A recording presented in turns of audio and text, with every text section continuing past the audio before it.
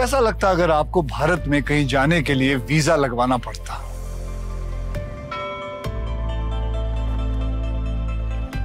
कश्मीर, हैदराबाद या जयपुर जाने के लिए पासपोर्ट की जरूरत पड़ती। अगर हमारा भारत एक देश नहीं होता, 28-30 अलग अलग देश होते तो कैसा लगता?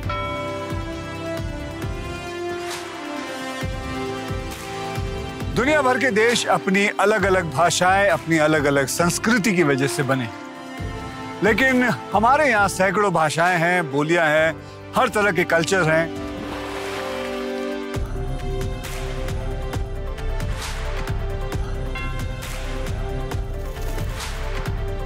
यहाँ हम एक दूसरे के लिए सपने देखते हैं, साथ में गीत गाते हैं, त्योहार मनाते हैं, इसलिए हमारा देश दुनिया भर में सबसे अलग है। और इसका कोर है एक्सेप्टेंस, यूनिटी इन डाइवर्सिटी, यानी कि अनेकता में एकता।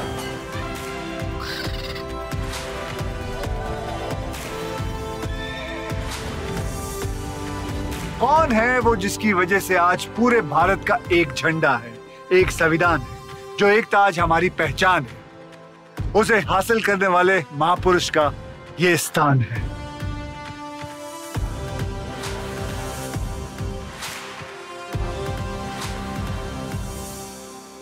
उन्नीस 1947 में जब हम आजाद हुए तब 565 ऐसे रियासतें थी जो टूट के अलग हो सकती थी, और तब पेशे से वकील और राजनीतिक कौशल के माहिर सरदार पटेल ने बिना समय गवाए एक एक कर सभी रियासतों के राजाओं से मुलाकात की, उन्हें समझाया और उन्हें साथ जोड़ते हुए भारत के नक्शे को आज का आकार दिया। सरदार वल्लभ भाई पटेल वो हैं जिन्होंने आजाद भारत का पहला अध्याय लिखा, वो अध्याय जिसमें यह देश अनेकता के बाद भी एक हुआ।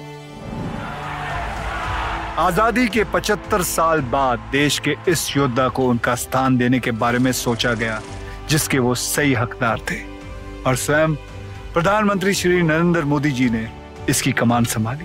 देश इतना बड़ा, इतनी बड़ी आबादी, इतने हजारों वर्ष साल उसकी विरासत और उसकी एकता की बात क्या 2-4 शब्दों में कह देंगे? 2-4 मूर्तियां खड़ी करके कर देंगे? जी नहीं। सरदार साहब का सम्मान विश्व में सबसे बड़ा होना चाहिए, ये मेरे मन में जरूर था, लेकिन साथ साथ ये भी था कि ये सिर्फ एक मूर्ति नहीं होगी, यहां एक जीवंत संदेश होगा, अविरत विचारों का प्रवाह बहता रहेगा, और ये अपने आप में देश की एकता का तीर्थ क्षेत्र बन जाएगा। एकता नगर को एक स्थल के रूप में चुना गया ताकि स्थानीय पृष्ठभूमि का विकास हो सके और साथ ही स्थानीय आदिवासी जनसंख्या का विकास हो सके, और ये सुनिश्चित किया जा सके कि ये एक ऐसा स्थल बने कि भविष्य के प्रतिरूप के लिए एक प्रतिष्ठित आदर्श प्रतिमा बन जाए। किसी क्षेत्र के सामाजिक आर्थिक विकास में सुधार तब होता है जब आपके पास इस प्रकार की ऐतिहासिक संरचनाएं हो या लैंडमार्क डेवलपमेंट हो।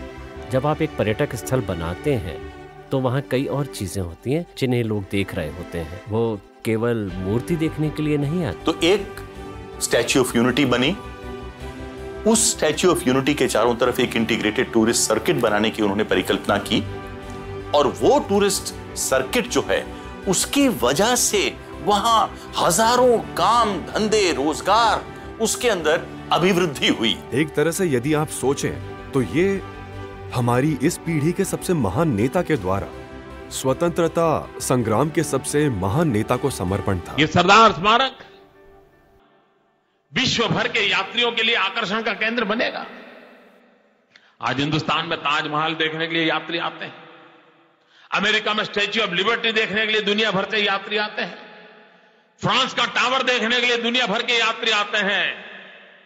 भाइयों बहनों, हम चाहते हैं पूरे विश्व का ये प्रवासन धाम बने और यहां आने वाला देखे कि भारत में ऐसे महापुरुष भी हुआ करते थे।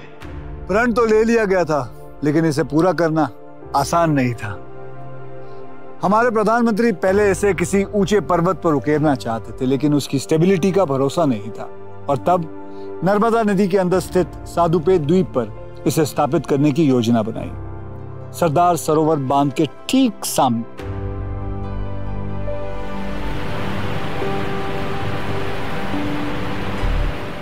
ये जो डैम है ये सरदार वल्लभ भाई पटेल जी की ड्रीम थी, उनकी परिकल्पना थी, उनका विचार था। उनकी अद्भुत बुद्धिमत्ता और इस प्रकार की परियोजनाओं का प्रभाव देखने की दूरदर्शिता के कारण उन्होंने अकेले ही ये सुनिश्चित किया कि ये बांध बनेगा, जिसके परिणाम स्वरूप गुजरात राज्य के लिए ये अत्यधिक समृद्धि का सबब बना। इसलिए ये कहना उचित है कि ये बांध स्वयं में ही एक महत्वपूर्ण और एक पवित्र स्थल है। आज गुजरात की आधी जनसंख्या सरदार सरोवर का पानी पी रही है, इसलिए देखा जाए तो सरदार सरोवर गुजरात की जीवन रेखा है। नर्मदा नदी सबसे प्राचीन नदी है। अब सोचिए, इतने लाखों साल पुरानी नदी में उपस्थित चट्टान का ये द्रव्यमान, सोचिए ये कितना मजबूत होगा। इसलिए हमने विभिन्न दिशाओं में 52 वर्टिकल बोरहोल्स ड्रिल किए पहाड़ की मजबूती की जांच के लिए, और वो काफी मजबूत था। दुनिया के ऊंचे स्टैचूज में जहां क्राइस्ट द रिडीमर की ऊंचाई 39.6 मीटर, स्टैचू ऑफ लिबर्टी की 93 मीटर, जापान के उशिकु दाइबुत्सु के 120 मीटर और तब तक के सबसे ऊंचे स्टैचू चाइना के स्प्रिंग टेम्पल बुद्धा की ऊंचाई 153 मीटर थी। वहीं स्टैचू ऑफ यूनिटी को इससे 29 मीटर ज्यादा यानी कि 182 मीटर का बनना था।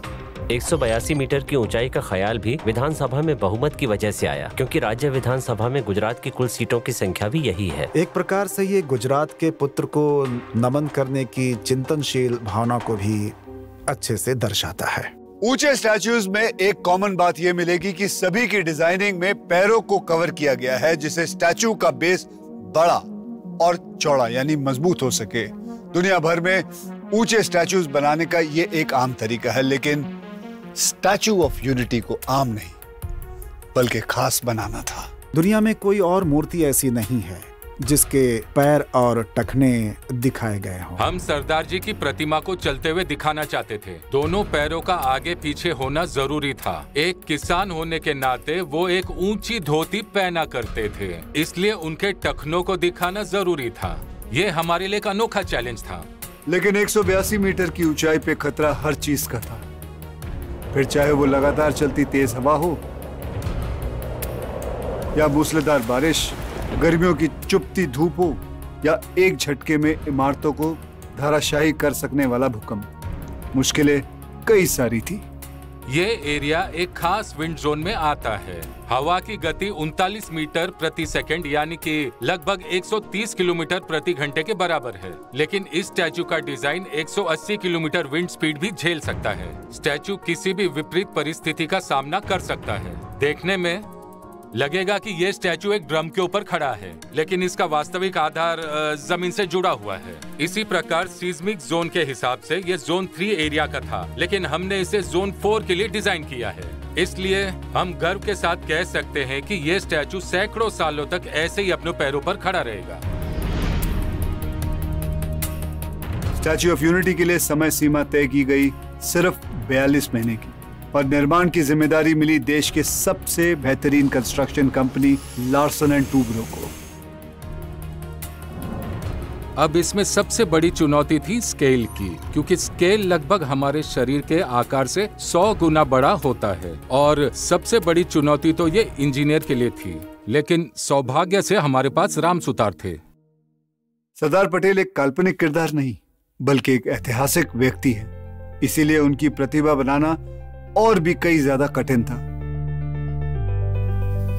चेहरे या हाव भाव में जरा से भी चूक हो तो एक बड़ी नाराजगी का कारण बन सकता था।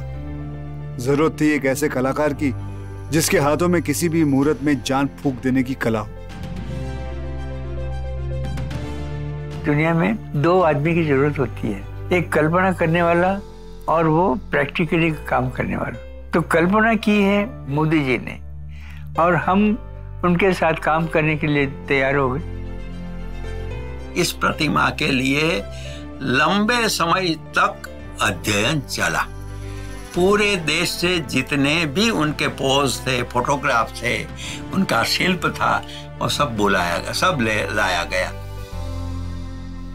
हमने सैकड़ों और हजारों फोटोग्राफ को देखा और जांचा तो लगभग 1 वर्ष के समय तक प्रोजेक्ट के विचार के विभिन्न स्तरों पर, उदाहरण के लिए पहली प्रतिकृति एक छोटी प्रतिकृति थी। हम बस उसे लोगों के पास ले गए, उसे दिखाकर हमने सबको ये कहा कि ये हमारी सोच है, ऐसा हम सोचते हैं, और फिर हमने वो बनाया जिसे शिल्पकार द्वारा बनाई गई इस प्रकार के प्रोजेक्ट की लघुकृति कहा जाता है। एक लघुकृति 30 फीट ऊंची है, जिसकी स्थापना वर्तमान में गांधीनगर में की गई है। आजादी के आंदोलन में सरदार साहब का बड़ा योगदान था देश के गांव को जगाना, देश के किसानों को जगाना। और इसीलिए मेरे मन में विचार आया था, मैं हिंदुस्तान के 6 लाख से अधिक गांवों में खेत में औजार के रूप में जो उपयोग में आने वाला लोहा है, वैसा हर गांव से एक लोहे का औजार पुराना उपयोग किया हुआ, मां भारती के साथ जिसका नाता रहा है, ऐसा लोहे का औजार उसको लाऊंगा, उसको मेल्ट करूंगा और इस प्रतिमा में उसका कहीं न कहीं उपयोग करूंगा। दूसरा मेरे मन में था कि हिंदुस्तान के हर कोने से मिट्टी लाऊंगा, उस मिट्टी को भी इसके साथ जोड़ूंगा, यानी निर्माण में भी एकता, देश के हर कोने की ओनरशिप, हर कोने की भागीदारी, हर कोने को उसमें जोड़ना, ये भी उसके निर्माण कार्य से जुड़ा। इसमें हमारे पास 1,69,000 और कुछ ऑड नंबर्स के बक्से थे। एक दिन मुझे बुलवाया गया, मुझे 3 चाबियां दी गई। मैंने पूछा ये क्या है? उन्होंने कहा जो 3 गोदाम है ना, उसमें कुछ बक्से पड़े हैं, उसका लोहा निकालकर आपको इसमें इस्तेमाल करना है। 24,500 टन स्टील, 70,000 टन सीमेंट और 1,700 टन ब्रॉन्ज के इस्तेमाल से स्टैचू खड़ा किया गया। समय सीमा निश्चित थी और काम बहुत ज्यादा, क्योंकि इसके नीचे बननी थी एक ऐसी बिल्डिंग जिसमें एंट्रेंस म्यूजियम के साथ साथ एलिवेटर्स की भी प्लानिंग थी, जिसे यहाँ आए हुए लोग सीधा 135 मीटर ऊपर बनी व्यूइंग गैलरी तक पहुंचकर बादलों के बीच से सरदार सरोवर डैम और आसपास की खूबसूरती का मजा ले सके। इस तरह का स्मारक बनाते समय आपको इसके मेंटेनेंस को जहन में रखना बहुत जरूरी होता है। इसलिए एक बेहद अहम फैसला लिया गया कि हम ऐसे मटेरियल को यूज करेंगे जो नेचुरली ऑक्सीडाइज हो जाए और पैटिना को एक्वायर कर ले, जिससे हमारे लिए लंबे समय तक इसका मेंटेनेंस इकोनॉमिक हो जाएगा और हमें इसकी मेंटेनेंस में ज्यादा समस्या नहीं आएगी। जमीन से आसमान को जोड़ती सरदार पटेल की ये कांस्य प्रतिमा प्रमाण थी कि भारत न सिर्फ दुनिया के सबसे ऊंचे स्टैचू को बनाने का दम रखता है, बल्कि उसका निर्माण भी एक रिकॉर्ड तेजी से कर सकता है। 31 अक्टूबर 2018 को जैसे ही स्टैचू ऑफ यूनिटी का इनॉग्रेशन हुआ, गुजरात का ये छोटा सा इलाका एकता नगर सीधे वर्ल्ड मैप पे आ गया। मुझे आकर्षण पैदा करके अटकना नहीं था, मुझे वहां से प्रेरणा पैदा करनी थी। और इसलिए जैसे बनाने से पहले एकता का मंत्र था, बनते समय एकता का मंत्र था, बनने के बाद भी उस पूरे परिषद को भारत की एकता का तीर्थ स्थान बनाने की मेरे मन में कल्पना रही। और फिर एकता के संदेश के साथ साथ शुरू हुई एकता नगर के अस्तित्व में आने की यात्रा, एक ऐसा सिस्टम बनाने की यात्रा जिसमें यहाँ के ट्राइबल जनसंख्या को जल्द से जल्द रोजगार और बेहतर जिंदगी दोनों मिल सके। ये गुजरात के सबसे अविकसित क्षेत्रों में से एक था और उनके पास उस स्तर की कोई शिक्षा भी नहीं थी और ना ही उस स्तर के जीवन और रोजगार की पहुंच थी और जीविका कमाने के लिए उस स्तर का रोजगार और कौशल भी नहीं था। इसलिए ये निर्णय लिया गया कि इस प्रोजेक्ट को विकास, वृद्धि और समृद्धि के प्रतीक के रूप में आज और आने वाली नई पीढ़ी के लिए खड़ा किया जाना चाहिए। यहाँ के जो ट्राइबल लड़के लड़कियां, युवक युवतियां और जो यहाँ का मैन पावर का रिसोर्स है, उसको इसके अंदर साथ में लेना चाहिए। स्टैचू ऑफ यूनिटी नहीं बना था, तब खेत है थोड़ा, इसमें सब्जी लगा के मैं सब्जी का काम कर रही थी पहले। दूसरी कोई इनकम नहीं थी और घर में 10 लोग खाने वाले हैं तो 1 ही लोग कमाने वाले हैं। पहले तो पता भी नहीं था बोनसाई क्या है और धीरे धीरे प्रैक्टिस किया एक पौधे लेकर दूसरा पौधा देखती हूँ तो इसको बॉन्साई बना दूँ। तो टूरिस्ट को भी ऐसे प्रैक्टिस कर के डेमो दिखाया मैंने, ऐसे मैंने सीख लिया बॉन्साई। एकता नर्सरी के अंदर लगभग 300 बहनें सीधे प्रत्यक्ष और अप्रत्यक्ष रूप से रोजगार लेती हैं। जब बाहर से टूरिस्ट आते हैं तब हम थोड़े थोड़े बोलने लगे, तब हम सब बहनें हिंदी भी सीख गई और कॉन्फिडेंस आ गई, हिम्मत आ गई बोलने की। बहुत बदलाव आ गया है। जो लेडीज लोग घर से बाहर अकेली कभी नहीं जाती, अभी 2 पैसा कमा के घर में लाती है, तो बहुत इसकी तारीफ भी होती है घर में।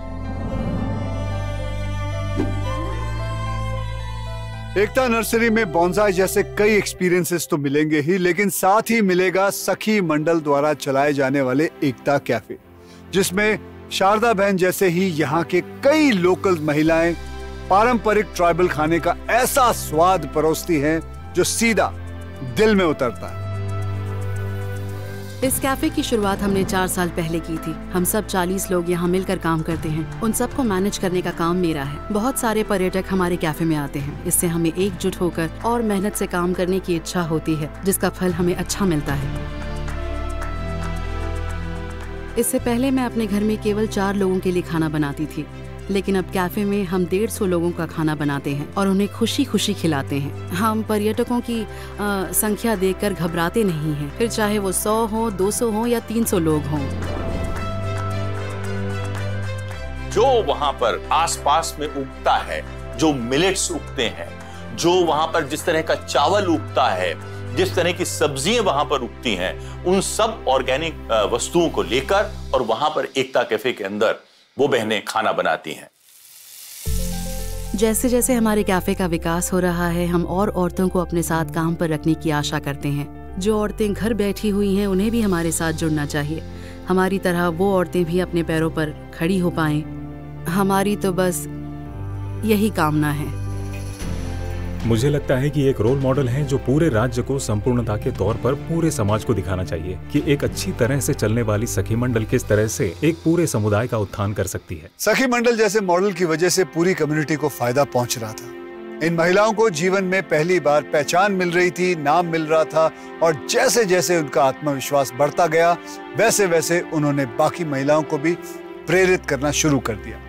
इसका नतीजा ये निकला कि जो काम अब तक मेल डोमिनेटेड था, उन्हें भी महिलाओं ने बाखूबी करना शुरू कर दिया। मेरा नाम तड़वी मनीषा बहन है। मैं अभी ऑटो चलाती हूँ। मैं 12वीं तक पढ़ी हूँ। 12वीं के बाद मैंने स्टडी करना छोड़ दिया था। हमारे गांव में कुछ शिक्षक लोग आए थे, तो उन्होंने बताया कि GMR सेंटर में ट्रेनिंग चल रही है।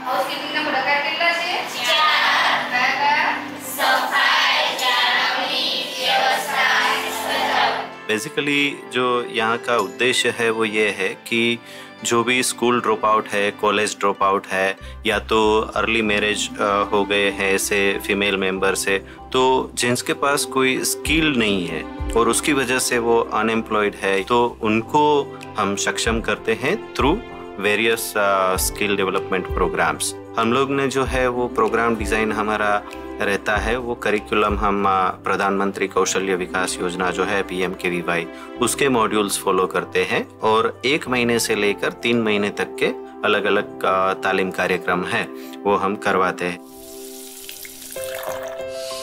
कहीं ना कहीं मुझे बहुत ज़्यादा प्राउड लगता है कि मैं ऐसे स्टोर की RGM हूँ जहाँ पे कि सारी लड़कियाँ काम करती है, क्योंकि ये पूरे एशिया का first all women staff store है।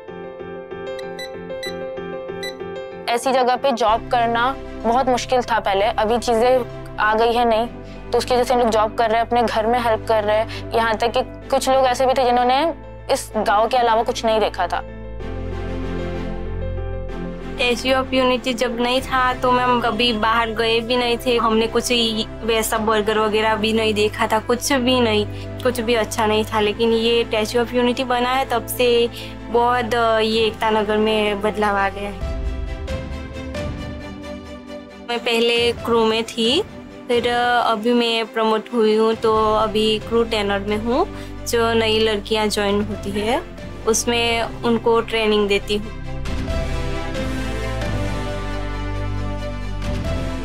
बहुत अच्छा लगता है मैम हमें ये मैकडोनल्ड्स में जॉब करते हुए, और हमारे घर वालों को भी बहुत प्राउड फील होता है कि हम यहाँ पे इस लेवल पे है। एक टाइम जरूर ऐसा आएगा, जैसे हम लोग अभी एक एक करके प्रमोशंस ले रहे हैं, कि हो सकता है जब मैं यहाँ से जाऊँ तो मेरी जगह कोई लोकल ही होगा यहाँ पे जो कि इस पूरे स्टोर को मैनेज करेगा, और इसी स्टोर की जो फेस रहेगा कोई लोकल ही रहेगा। कहते हैं कि अच्छी संगत का असर हमेशा अच्छा ही पड़ता है। शायद ये दुनिया के सबसे ऊंचे स्टैचू की अच्छी संगत का ही असर है कि यहाँ की महिलाओं के सपने भी आसमान छूने निकल चुके हैं। एकता नगर की महिलाओं ने पीछे मुड़ के देखना बंद कर दिया।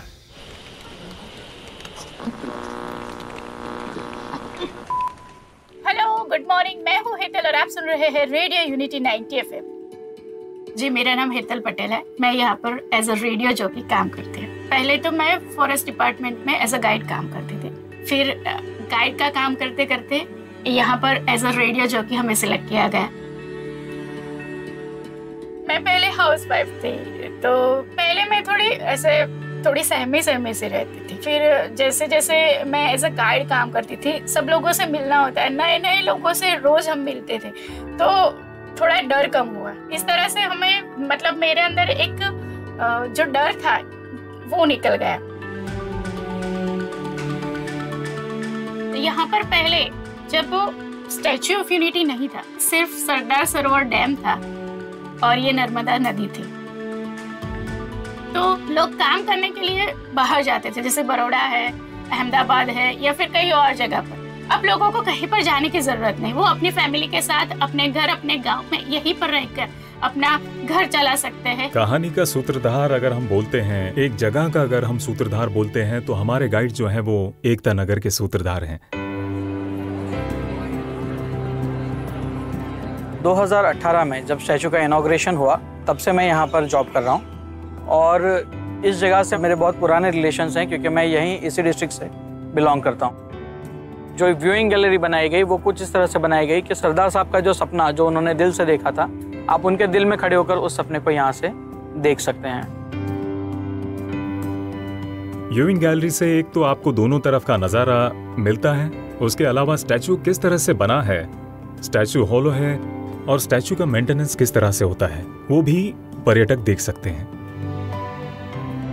आप एग्जीबिशन एरिया पर पहुंचेंगे तो एग्जीबिशन एरिया में सबसे पहले टेक्निकल फोटोज बताए गए हैं स्टेज वाइज कि कैसे यहाँ पर कंस्ट्रक्शन हुआ। उसी के बाद सरदार वल्लभ भाई पटेल के जीवन से जुड़ी एक छोटी सी डॉक्यूमेंट्री बताई जाती है, उसके लिए हमने एक सेपरेट थिएटर बनाया हुआ है। 2018 में जब स्टैचू ऑफ यूनिटी इनॉग्रेट हुआ, तब हमने सोचा इतने पूजनीय व्यक्ति के चरणों में पुष्प अर्पण किए जाने चाहिए। अब इतनी बड़ी मूर्ति के चरणों में पुष्प अर्पण करना, यानी रोज नए फ्लावर्स कहाँ से लाएंगे, तो उस वजह से हमने एक प्लान किया कि हम यहाँ पर एक वैली ही बना देंगे, एक फ्लावर गार्डन बना देंगे। एक खूबसूरत सोच से बनी ये वैली ऑफ फ्लावर्स या भारत वन 24 एकड़ में फैली हुई एक ऐसी महकती तस्वीर है जिसे दुनिया के हर रंग के फूलों से सजाया गया। 2016 में 48,000 पौधों से शुरू हुआ ये भारत वन आज 22 लाख से भी ज्यादा पौधों को पनपने का अवसर दे रहा है।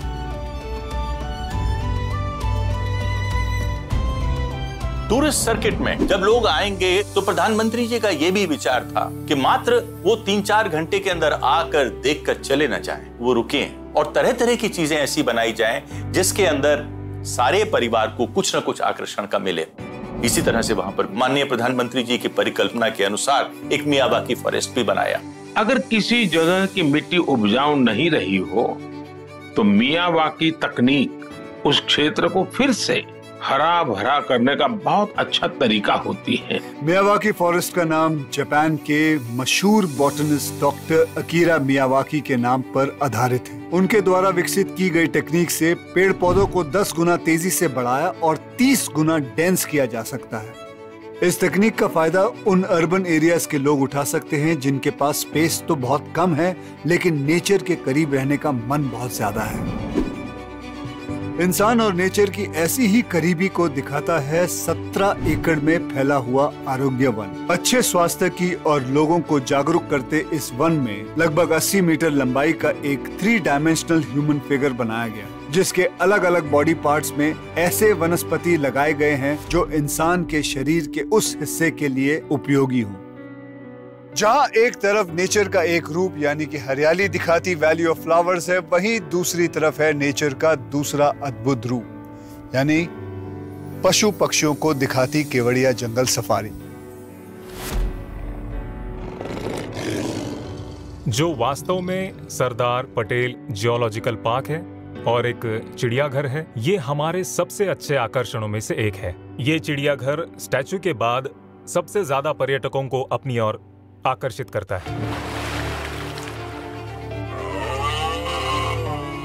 जंगल सफारी, उसके लिए 200-250 एकड़ समतल जमीन की जरूरत है। तो प्रधानमंत्री जी ने कहा कि यहां अगर समतल जमीन नहीं है तो पहाड़ियों के ऊपर बना दी जाए।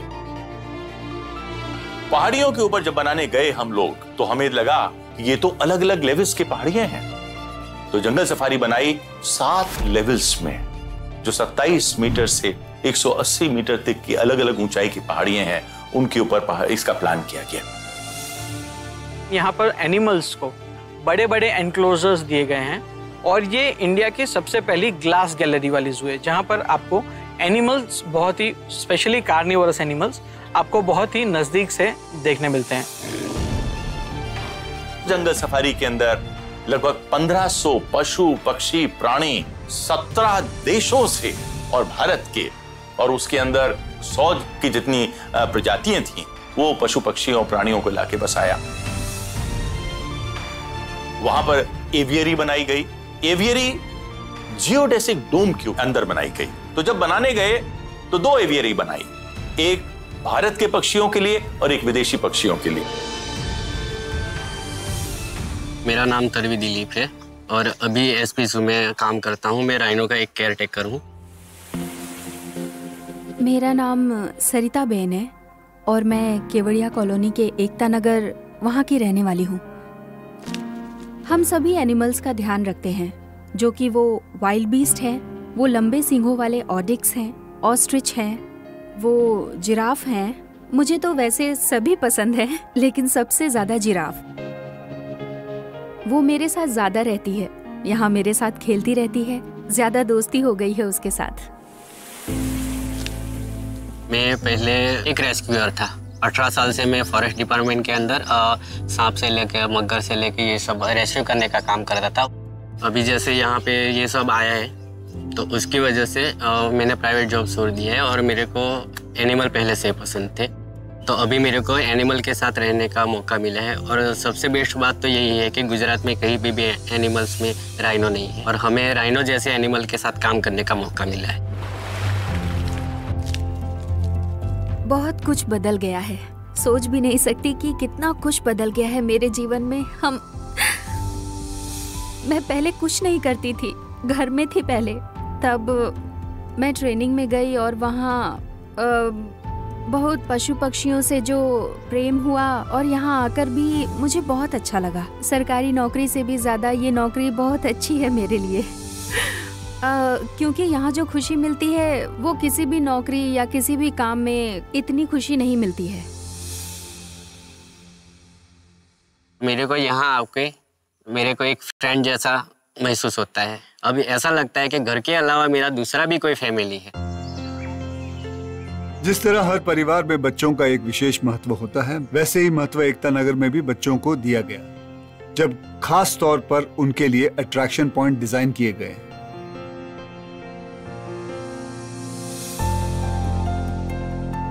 फिर चाहे वो 3 एकड़ से भी ज्यादा एरिया में फैली वेदों में बताए गए श्री यंत्र की तर्ज पर बनी देश की सबसे बड़ी भूल भुलैया मेज गार्डन हो,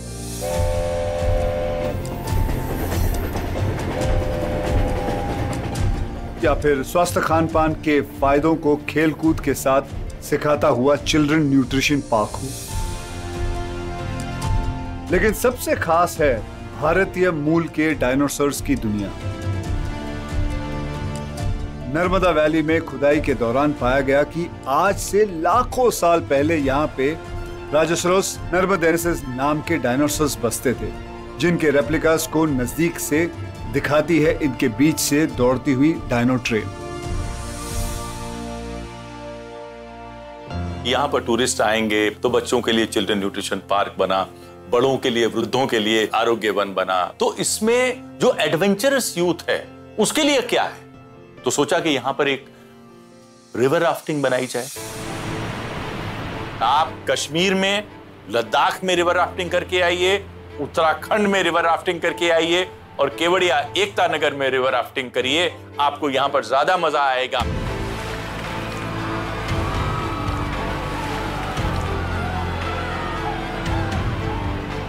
क्योंकि यहाँ पर फ्लो इतना फास्ट है और यहाँ पर 11 रैपिड्स हैं 5 किलोमीटर के अंदर, और 1 घंटे के अंदर जो आप रोमांच का मजा लेंगे वो वहां पर दूसरी जगह 12 या 15 किलोमीटर राफ्टिंग करके नहीं आएगा। दिन में तो ऐसे हमारे कई सारे अट्रैक्शंस हैं, उसके अलावा रात को भी हम लोगों को मनोरंजन दे सकें, इसके लिए जैसे ही सूरज ढलता है, सबसे पहले स्टैचू के ऊपर ही बहुत ही सुंदर state of the art projection mapping होती है। लोग उसका भी मजा लेते हैं। वैली ऑफ फ्लावर्स के अंदर हमारे पास एक ग्लो गार्डन है, जो एक खूबसूरत पार्क है, जहां पर प्राणियों की आकृतियां, साथ ही साथ वहां पर पेड़ पौधों की भी आकृतियां हैं, जो प्रकाशित होता है। इसके साथ ही संगीत का भी आनंद लिया जा सकता है। फिर हमारे पास एक बहुत ही पवित्र और सुखद एहसास देने वाली नर्मदा आरती है।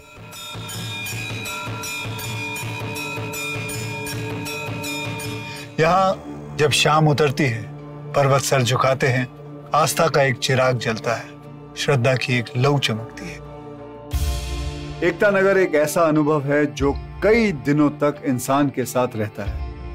यहाँ के लोग, यहाँ की संस्कृति, यहाँ की लैंडस्केप और यहाँ की आधुनिकता दिलों में एक ऐसा एहसास बन के ठहर जाता है जिसे भूलना नामुमकिन है।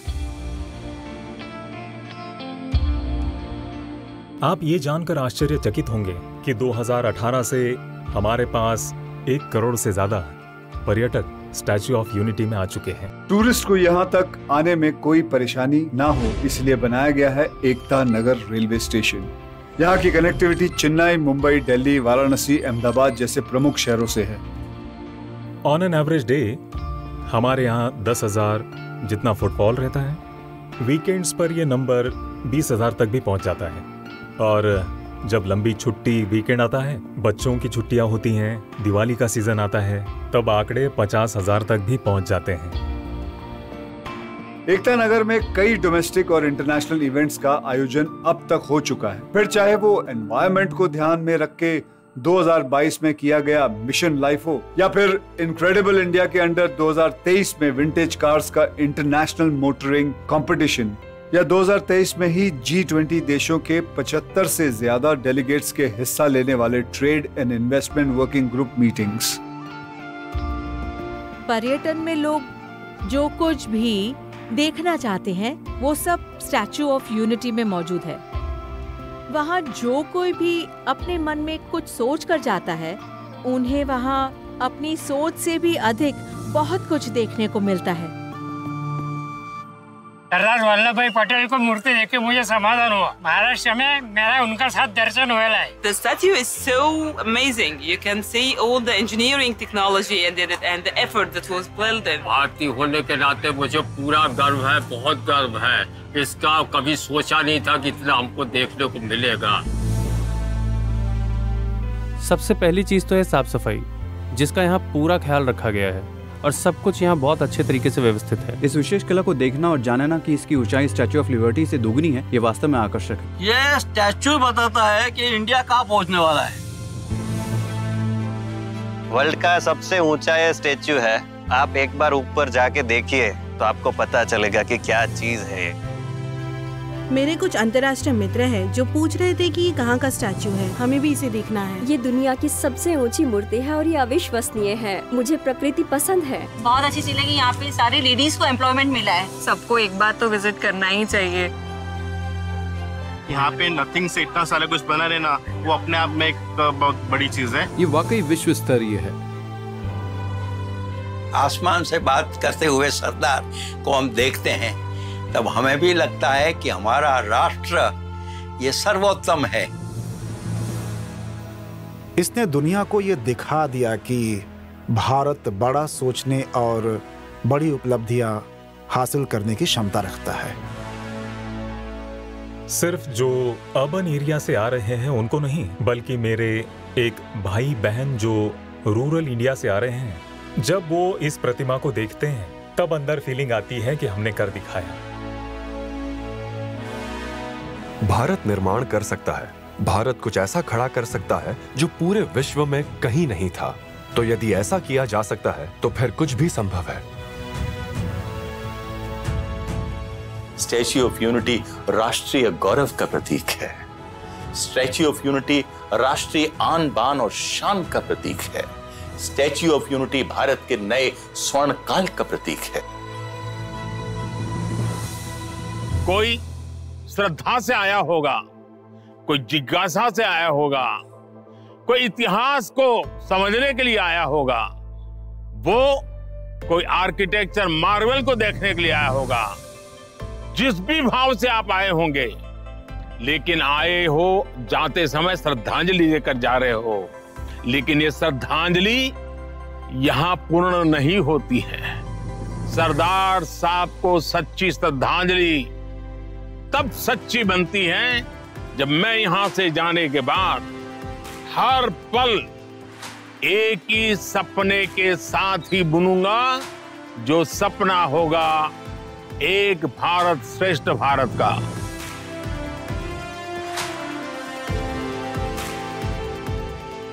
भारत में अलग अलग इलाके, भाषा और संप्रदाय के लोग अलग अलग रंग के उन फूलों की तरह हैं जो साथ मिलकर एक खूबसूरत गुलदस्ता बनाते हैं। और फूलों की महक की तरह ही इंसानों में भी वैल्यूज की महक बसती है। वो वैल्यूज जो हमको अपने बुजुर्गों से विरासत में मिलती है। हम जाएंगे, नए लोग आएंगे, समय बदलेगा, साल बीतेंगे, लेकिन अनेकता में भी एक रहने की ये वैल्यूज हम भारतीयों के अंदर ऐसे ही टिकी रहनी चाहिए। बिल्कुल सरदार पटेल के स्टैच्यू ऑफ यूनिटी की तरह, जो वक्त के मार के बाद भी साल दर साल स्थिर रहेगा और इस बात का प्रतीक बना रहेगा कि भारत की अखंडता सिर्फ कहने या सुनने की बात नहीं, बल्कि एक सच्चाई है। वो सच्चाई जो पीढ़ी दर पीढ़ी हमने संभाल के रखी है। जय हिंद।